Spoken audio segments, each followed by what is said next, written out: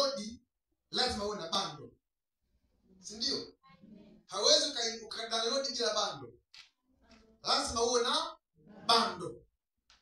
Ukiwa na bando ndio unaweza ukafanya nini? Ukadownload. Ukapata kitu ukakichukua kikawa cha kwako. Bwana asifiwe. Nakwambia hivi, namna ya kuchukua kufanya udhihirisho, kuna namna ya kuvichukua vitu kwenye ulimwengu wa roho. Kuna namna ya kuchukua pesa zako kwenye ulimwengu wa roho. Kuna namna ya kuchukua afya yako kwenye ulimwengu wa roho. Kuna namna ya kuchukua watoto wako kwenye ulimwengu wa roho. Bwana asifiwe.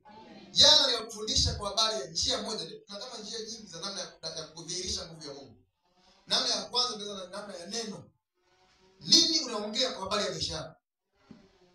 Ni nini unaongea kwa habari ya watoto wako? Ni nini unaongea kwa habari ya kesho yako? Unaongea kitu gani? Bwana asifiwe. Lazima ujue mabega yako, lazima ujue ni namna. Kuna namna. Haleluya. Kwa njia ya pili leo, amona nifundishe. Njia ya kuleta udhihirisho au njia ya kuvunja mpaka unaozuia udhihirisho. Namna hii inaitwa namna ya imani. Bwana asifiwe. Kwa ya kwanza ni neno la Mungu. Watu wa Mungu, siku nyingine ukija wewe unaandika. Kama uandiki wewe unarekodi.